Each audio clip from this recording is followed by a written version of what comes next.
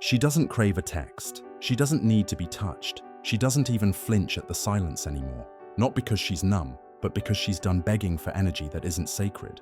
Carl Jung would say she has withdrawn her projection. She's no longer addicted to what's missing outside, because she found what was abandoned inside. She didn't lose love. She outgrew the illusion of it. She thought losing love would break her. But what she didn't realize was that it wasn't love she lost. It was the illusion of it. The kind that said, be quiet so he stays, shrink so he shines, carry everything, just don't let him feel weak. She lived in a world that taught her love was about disappearing slowly until she was nothing but a reflection of what someone else needed. But something inside her cracked, not loudly, softly, in the silence of another night waiting on read receipts, in the ache of being touched but never truly seen, in the weight of always having to apologize for being too much. And that's when it began. She started seeing clearly that the chaos she used to call chemistry was actually emotional whiplash, that the distance she used to romanticize as mystery was actually a man who didn't know how to show up. She didn't suddenly stop loving. She stopped accepting the kind of love that made her less. The truth, she never lost love. She lost a version of herself who thought pain was part of the package. She unlearned the lies that told her, love hurts, love takes everything.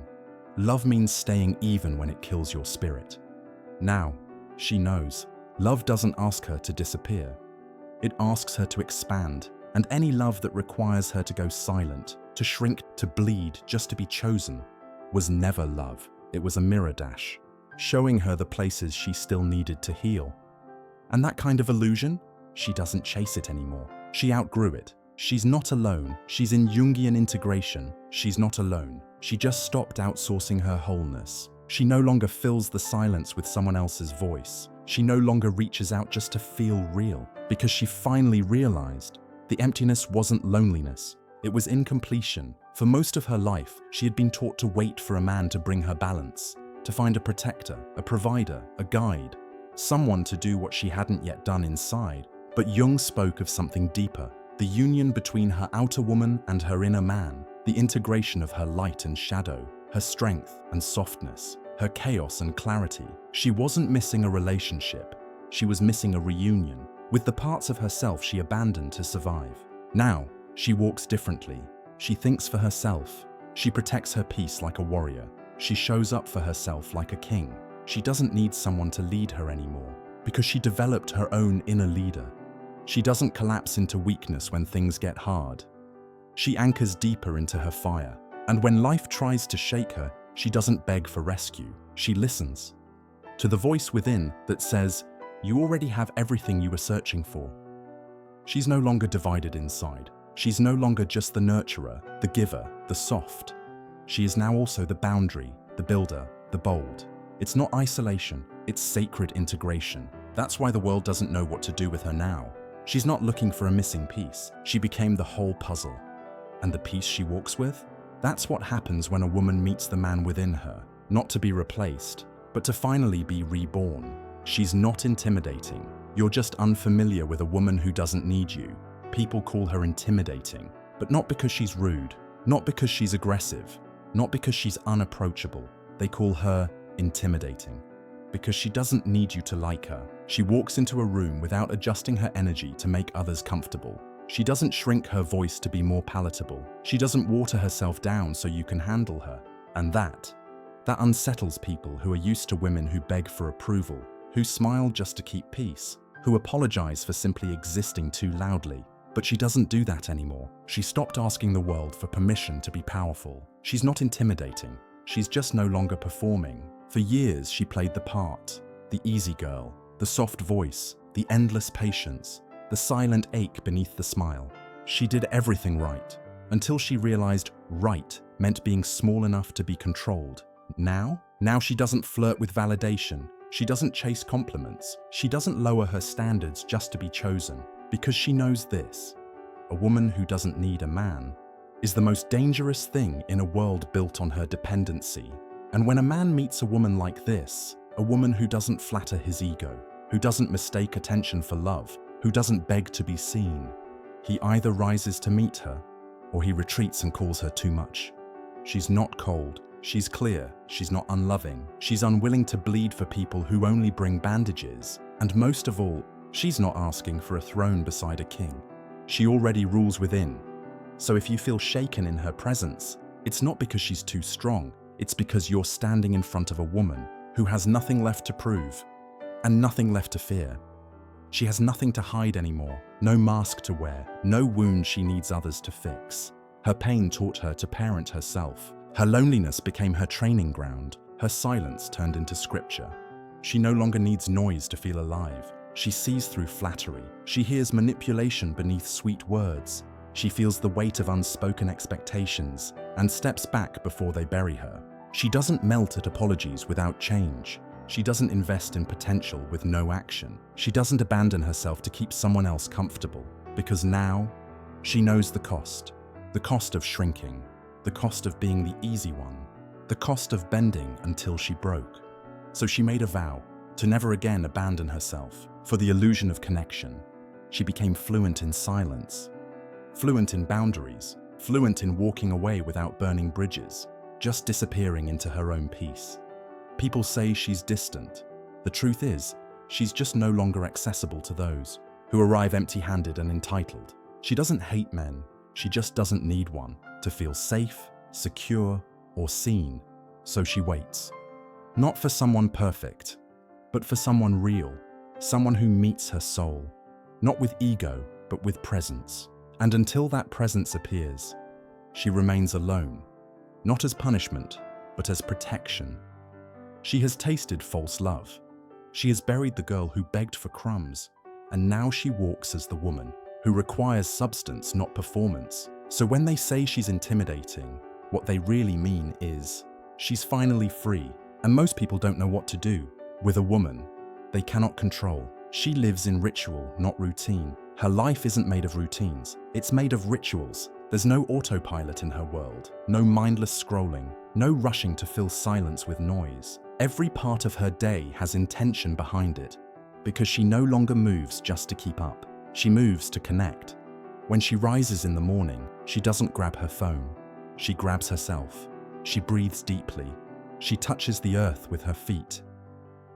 She opens the window and lets the light hit her face, as if the sun is a reminder that she still exists and she still matters. Even when no one else is watching, her tea isn't just a drink, it's a ceremony.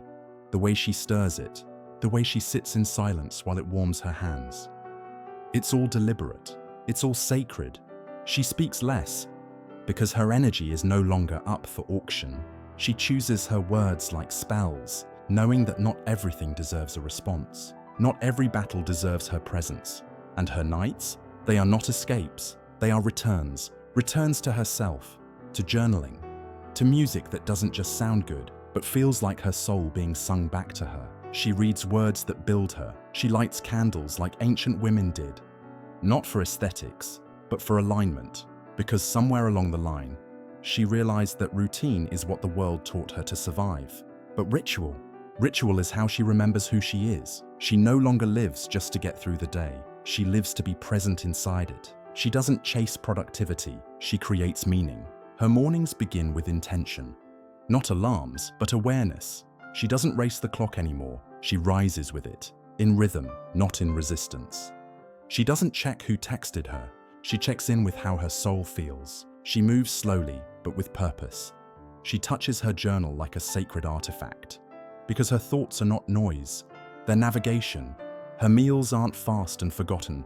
They're prayers in motion. Each bite is a reunion with her body. She honors it, thanks it, nourishes it like a temple that never stopped carrying her. She no longer multitasks while she eats. She sits with her food like it deserves her full presence. Even cleaning has become holy, not a chore, but a clearing. Every sweep of her floor is a reset. Every organized drawer, a declaration. This space reflects my peace. She doesn't fill every hour anymore. She lets gaps exist. Gaps where breath lives, where intuition speaks, where healing happens, unseen. She walks barefoot just to feel the ground. She opens the curtains just to feel the light. She sits in silence just to hear what most people run from. She no longer dresses for others' eyes. She dresses for her own alignment, some days in flowing robes that make her feel like a mystic, other days in simplicity, because power isn't in what she wears, but how she carries her own energy. She doesn't just do yoga, she becomes the pose. She breathes into places she once ignored. She stretches not just her limbs, but her ability to hold herself gently. Every mirror in her home is a reminder, not of flaws, but of how far she's come, of how many times she rebuilt herself in private, and how that privacy became her power. She doesn't drown in her schedule anymore. She crafts her day like art. She makes space for nothing, because nothing is often where the most powerful transformations happen.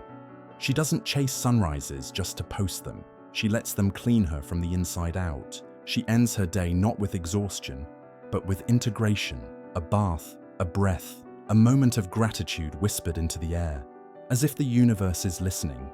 Because it always is. This isn't structure for control.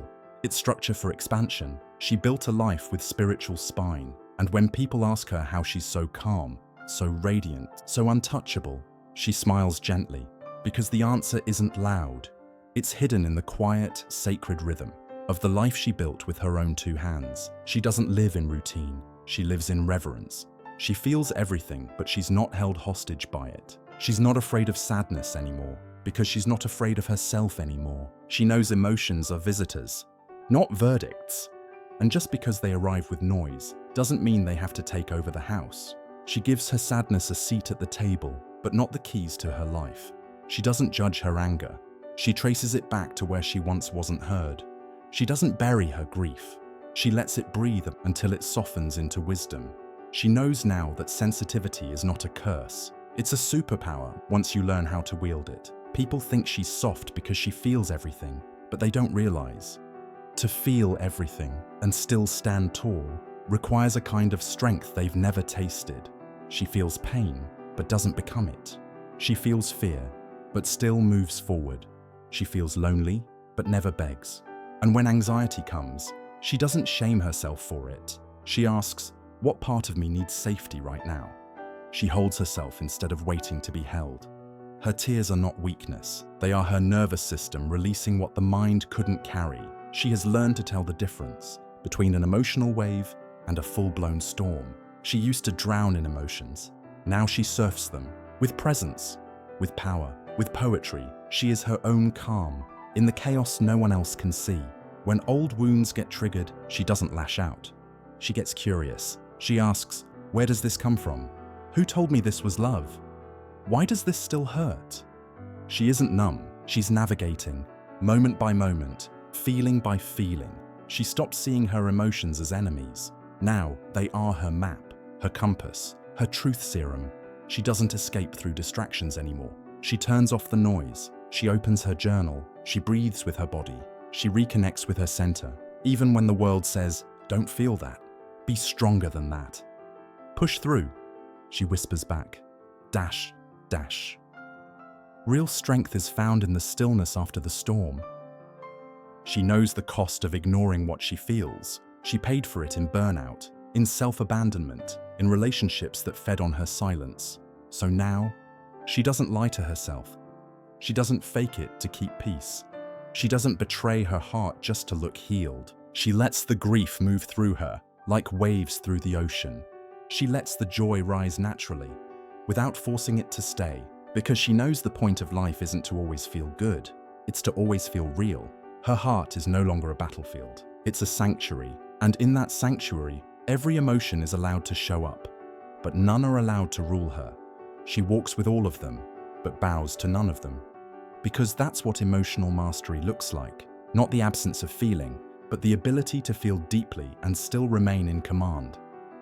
She is no longer seduced by potential. She used to fall fast, not for who they were, but for who they could become. She fell for fragments, for broken pieces painted with charm, for half-built men with loud promises and quiet actions. She would hear the hurt behind their silence and think, maybe I'm the one who can help them heal. She saw the cracks and called them character. She saw the confusion and called it mystery. She saw the red flags and told herself it was just fear, not a warning, but an invitation. Because back then, she thought love was about saving someone, fixing someone, waiting for someone to realize their worth. even if they never saw hers. But not anymore. She's no longer seduced by potential, because she's learned potential is a ghost. It haunts the future, but offers nothing to the present. She's done writing love stories in her head, while living in disappointment with her heart. Now, she watches actions. She tracks patterns. She listens to the energy, not the words. She doesn't confuse deep eye contact with emotional depth. She doesn't confuse ambition with alignment. She no longer wastes her time dreaming for two. She wants a partner, not a project, because she knows love should be built on what's real, not what's possible. And the moment she stopped romanticizing potential, everything changed. The games stopped, the pain stopped, the cycles stopped. She doesn't want to see who he could be anymore. She wants to meet a man who already is. He doesn't have to be perfect, but he has to be present. He has to be self-aware. He has to know how to show up for himself before he ever claims to show up for her, because she is no longer available for half effort, half love, half-grown people with full expectations. She's not heartless, she's just healed. She still believes in growth, but not at the cost of her peace. Not in someone who needs rescuing, rebuilding, or reminding of her value. She doesn't see people as projects anymore. She sees herself as a home, and not everyone deserves to live there. Now, when someone speaks about their dreams, she listens, but she also watches how they move, because she knows talk is easy, but transformation is rare. She no longer gets attached to someone's potential timeline. She lives in the now, and anyone who isn't ready to meet her there gets left behind. She has seen what happens. When you fall for who someone could be, you bleed for promises, you burn for maybes, you disappear trying to help them become. Not anymore. She wants a man who has done the work, who has faced his shadow, who has failed and gotten back up without losing his soul. She wants maturity, not potential, presence, not pressure, responsibility, not romantic excuses. She no longer builds relationships on hope. She builds them on alignment, because she knows you don't have to suffer for love. You don't have to shrink while they grow. You don't have to wait to be treated right, just to feel like you matter. She doesn't get butterflies from uncertainty anymore. She gets peace from clarity. The thrill of maybe no longer excites her. The safety of consistency does. She doesn't get high on chaos. She's sober now, emotionally, mentally, spiritually. She doesn't chase. She doesn't convince. She doesn't explain why she deserves what's already basic. Because once a woman sees her own worth, really sees it, she stops gambling with her heart, just to feel something. She's not bitter, she's just awake. And now she's not asking, could he be something? She's asking, is he something now? And if the answer is no dash, she doesn't cry. She simply walks. Because finally, she knows her value doesn't live in someone else's growth. Her boundaries aren't walls, they're weapons of self-respect. She remembers the days she used to second-guess herself. She'd say yes when everything inside her screamed no. She'd laugh to keep peace, apologize just to keep someone from leaving, explain herself over and over, just to be misunderstood again. Back then, she confused silence with safety. She thought if she didn't speak up, she'd be loved more, chosen more, kept. But all it did was teach her how to abandon herself. Now she knows. Every time she said yes to something that hurt her, she was saying no to the woman she was trying to become. She doesn't do that anymore because she finally realized not everyone is meant to understand her boundaries. They're meant to respect them. And if they can't, they lose access to her peace. It's that simple. She no longer explains the why behind her limits. She doesn't make herself small just to seem nicer. She doesn't feel guilty for choosing herself. Because she knows people who love you don't test your boundaries. They honor them like sacred space. And those who get angry when you protect your peace were never there to protect it with you. She's not cruel. She's clear. She's not cold. She's conscious. She no longer fears losing people. She fears losing the self she fought so hard to reclaim. Every time she sets a boundary, she's not building distance. She's building alignment. Every time she walks away from someone who doesn't respect her space, she's walking back toward herself. She understands now. Love without respect isn't love. Kindness without clarity becomes chaos. Compassion without protection becomes self-destruction. So she chooses differently now. She doesn't beg. She doesn't chase. She doesn't argue. She simply removes herself and lets silence explain what words never could. People used to mistake her boundaries for attitude. Now they realize it's self-mastery. She doesn't punish with distance. She preserves her spirit with it. She's not waiting for people to change anymore. She's watching to see who can handle who she's already become. And if that's too much, she blesses them and moves on. Because the woman she is now knows exactly what she brings to the table. And she's not afraid to eat alone. Her time is no longer spent fixing what was never hers to fix. Her energy is no longer wasted on proving her worth. Her love is no longer given without being earned. She's not perfect, but she's protecting the healed version of herself. Like a gatekeeper guards a sacred temple, and in that quiet power, she has found the one thing no one ever gave her: freedom. She didn't choose this life. Her awakening did. She didn't choose this life. This silence wasn't part of her vision board. She never prayed to be the woman who walks alone through fire. But the truth is, her awakening didn't ask for permission. It came for her like a storm, not to destroy her, but to strip away the illusions she had mistaken for love. She wanted soft. She wanted safe. She wanted to be held at night, not to hold her tears in silence and pretend they didn't matter. But life said, "You're meant for more than comfort. You're meant for depth." And so, depth is what she became. There were no mentors for this version of her. No guidebooks on how to rise after you've been emotionally starved. No ceremony to mark the day she stopped chasing love and started building peace, only quiet, and space, and time, and all the parts of herself that she'd abandoned. Now standing in front of her saying, "We're not leaving this time." She didn't choose to become unshakable. She became it, because shaking over people who never truly chose her almost killed her spirit. This version of her? She doesn't smile to be liked. She doesn't laugh to make others comfortable. She no longer pretends to be soft just so people won't feel insecure around her strength. She is done apologizing for how deeply she feels, how sharply she sees, and how fast she walks away when her soul whispers, "This is not your home." Now she trusts the silence. Now she honors the tension. Now she doesn't beg the universe for love. She listens to what life is shaping her into. Because this path she walks now, it isn't lonely, it's sacred. There are days it still hurts. She's human. There are nights she still remembers the ones who said they loved her, but only when she was easy to handle. But the pain doesn't paralyze her anymore. It sharpens her, it sculpts her, it reminds her she didn't lose anything that was real. She lost the illusion that she had to settle for less. She no longer fights to be understood, because she knows most people haven't even met themselves. So how could they ever meet her? Her energy now repels what once fascinated her. She doesn't chase intensity. She seeks emotional integrity. No more fixing broken men while she bleeds. No more mistaking drama for passion. No more calling pain part of the process.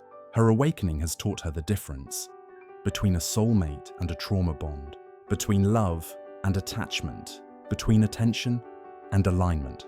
She no longer lets desire override discernment. She no longer lets loneliness call back what healing has released. This life, the one she didn't plan, the one she never dreamed she'd be strong enough to carry, this is the one that finally feels true. Now she walks with intention, not to prove anything, not to perform worth, but to protect the peace that cost her everything. She doesn't owe the world softness if it came from self-betrayal. She doesn't owe anyone access to her just because they miss her energy. She doesn't owe a single explanation for the gates she closed. When people treated her like a backup plan, she has become the woman that the old her could only imagine in her wildest moments of self-respect. She has become the mother to herself, the protector of her own soul, the mirror of her healed reflection, the container of truth so solid that even chaos cannot move it anymore. She didn't choose this life, but this life chose her. Because the universe needed at least one woman who would finally wake up and say, "I will not dim, I will not chase, I will not bend for anyone who cannot meet me where I stand in fullness." And now that she's here, she will never return to the version of her who had to beg for what she now carries effortlessly within. So next time you meet a woman who lives alone, don't ask her why she's still single. Ask yourself, could you even hold space for the kind of woman who doesn't need to be held? Because Carl Jung would say, you're not meeting just a woman, you're meeting her entire unconscious universe. And if you're not ready to meet yourself, she'll feel it before you even speak.